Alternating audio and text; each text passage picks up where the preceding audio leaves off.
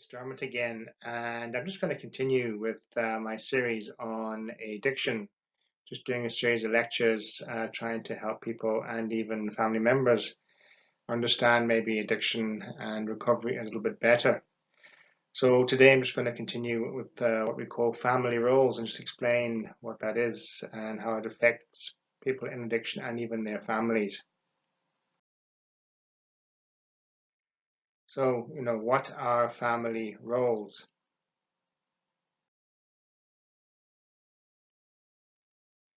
Well, the addicted person is the central figure. So they're the core, they're in the middle.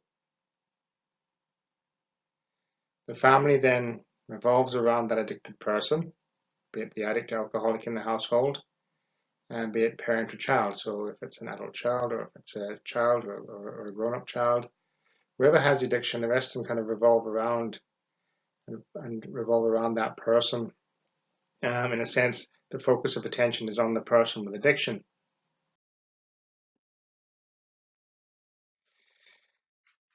Now, individual family members will change their behaviors and attitudes to adapt to the alcohol or addict's behaviors, and they become preoccupied with that person's behavior. So again, as I said, the focus is on the one person, and that'll depict how they react or how they act or how they develop in life.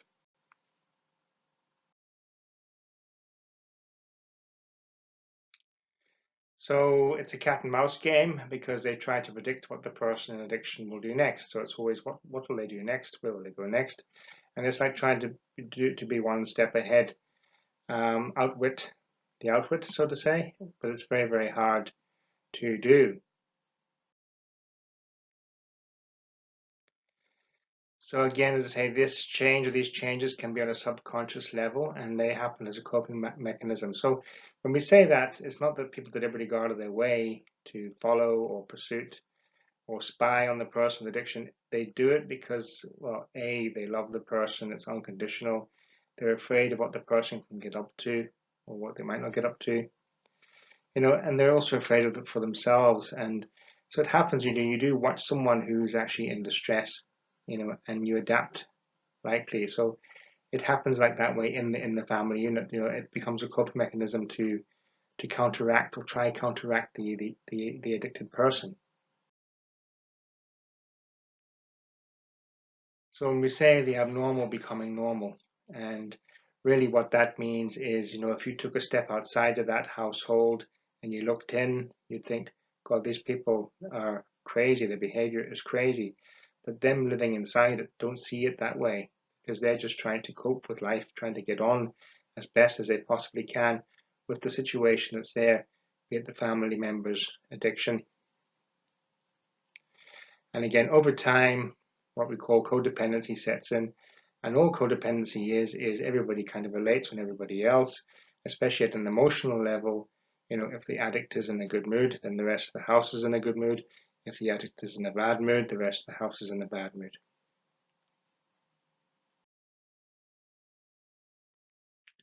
Right, so I'm going to look at the different roles that people adapt into in recovery or in addiction, sorry, especially if you look at a traditional family where there's children involved, and if addiction has been going on for a long, long time, from the time of their birth, growing up, people do kind of fall into a different kind of role just to cope, just to get by, just to survive, really. So we'll look at some of them here. So you have the family hero, the placator, the scapegoat, the lost child, and the mascot.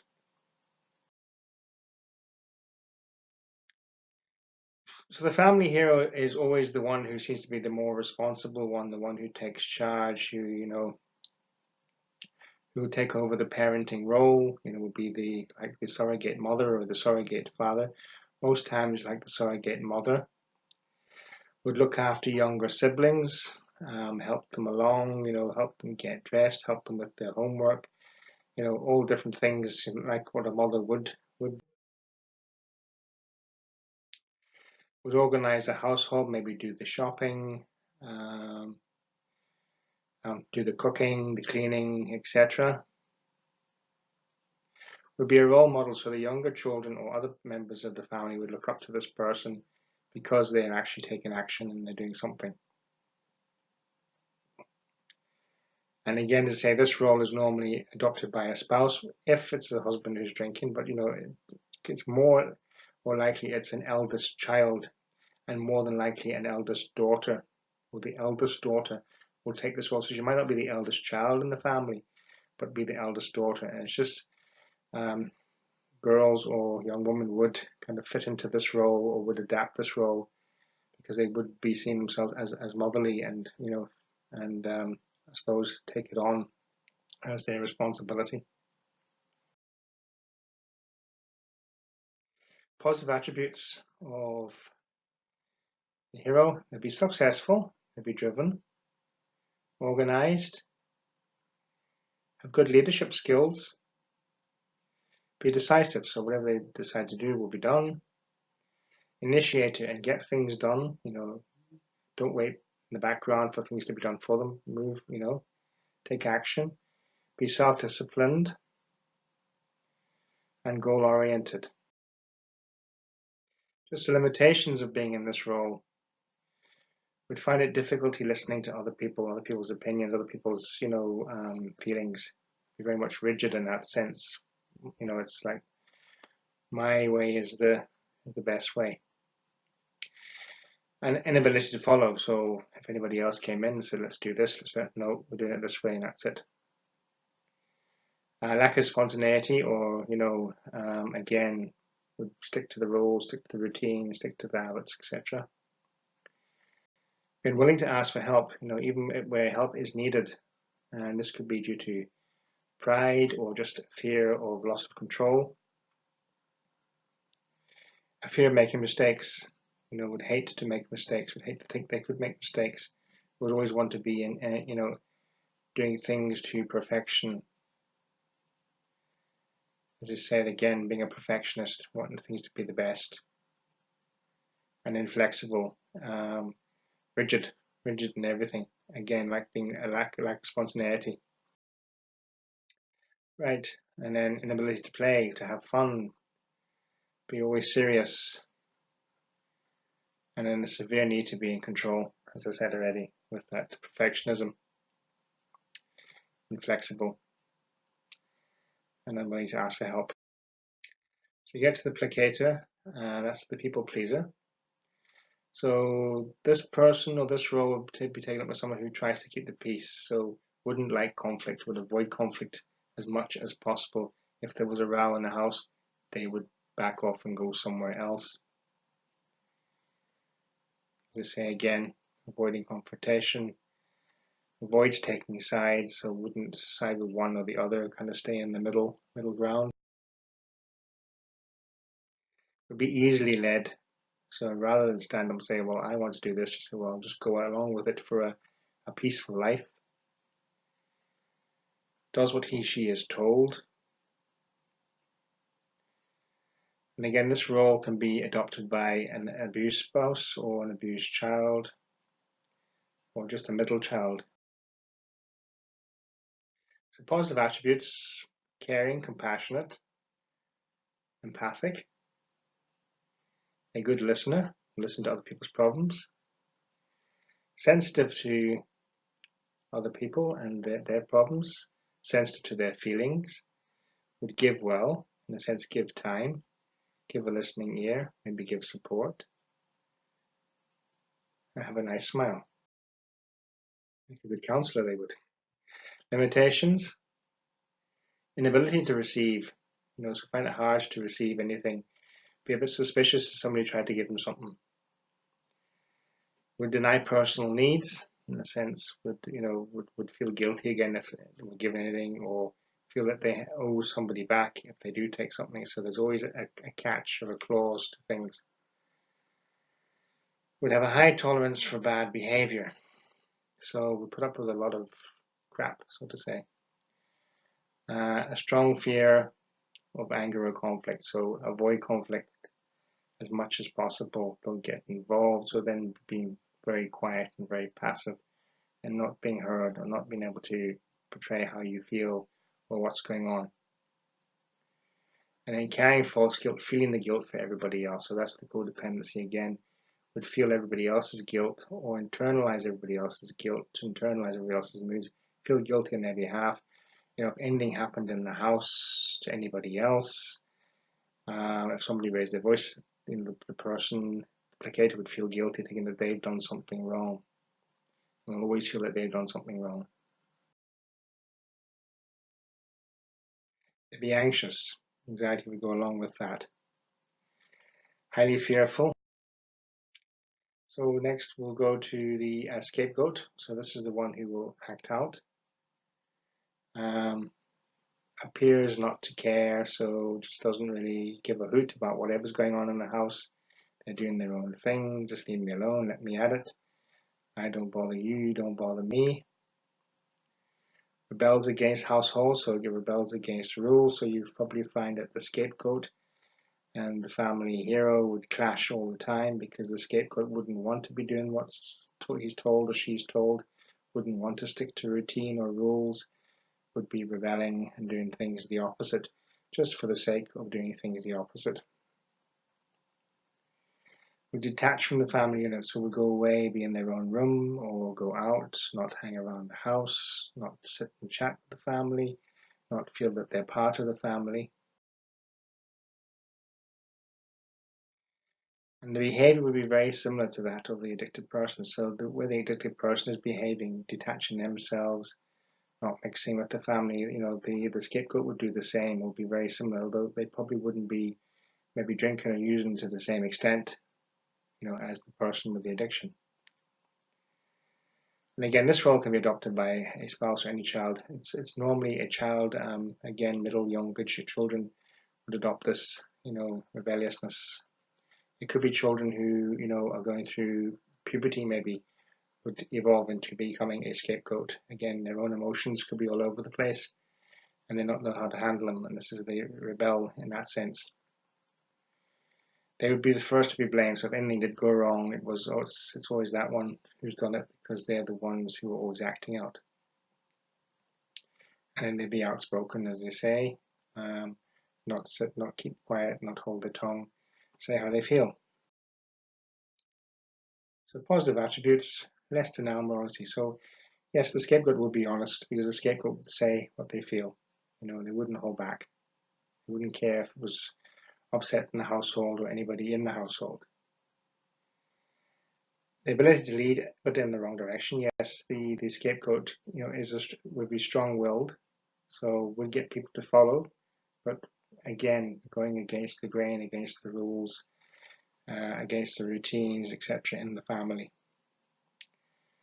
Would be closed to own feelings, wouldn't want to show feelings, maybe anger outbursts, but not how they really feel inside themselves, you know, sadness, remorse, etc. Would have a sense of humor, but a kind of wry sense of humor, or sarcastic maybe sense of humor. But a sense of humor at least would belittle or make things smaller than what they are.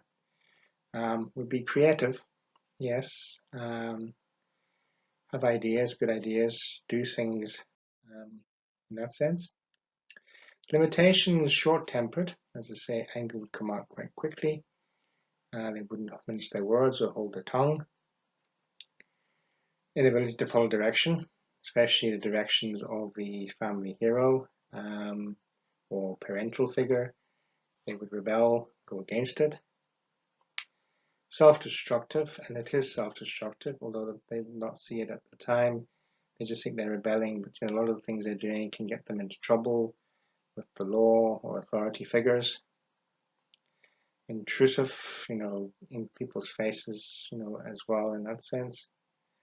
Being very irresponsible, even for themselves. Okay. Would have social problems at a young age, but most likely would have that, would be getting into trouble maybe at school, again, trouble with authorities, maybe other family members, etc. And we'll be an underachiever because if you're rebelling, you're going to rebel everywhere. It might not just be at home, it will also be rebelliousness probably at school, not do the work, you know, start to fall behind. Defiant and rebelliousness, as I said already. right? The lost child, or what we call the adjuster. And this is usually the youngest child in the family, right? What happens, they stop communicating, they become very quiet. They avoid drawing attention to themselves. So they'll withdraw, they'll go up into the bedroom, maybe play with their toys or dolls or whatever it is. Try and keep quiet, you know. You might not even notice they're there. You forget they're even there because you don't hear them or see them because they're always withdrawn. They don't complain if something was wrong. They won't complain if they've got a pain or an ache. You know, they'll hold on to it till the last minute before they go down and start to ask for help. They've been neglected in the sense, not deliberately neglected, but because they're so quiet in the background, especially in an addicted home, which is chaotic, and the focus is on the person with the addiction, you know, people do get ignored. And this would be one of the people that would be ignored because they wouldn't want to be heard, wouldn't want to be seen. And they would isolate in their bedroom, etc., outside, play by themselves. So positive attributes, ability to follow, so no problem following, but the leader, whatever leader, be it the scapegoat or the family hero. An easygoing attitude, you know, just go along. Independent, very much so in the sense with the isolation, you normally find they will do a lot of things on their own. They'll dress themselves from a very early age. They'll feed themselves from a very early age. You know, even go and get on the school bus themselves from a very early age. A lot of things that, you know, whereas other children would need a parental figure to help them with. Flexible, very much so. You know, will do whatever is asked without complaining. And then quiet, doesn't say very much, keeps mum. So limitations, unable to initiate action. So because they're so quiet and in the background, they never even bother, never even try to do things.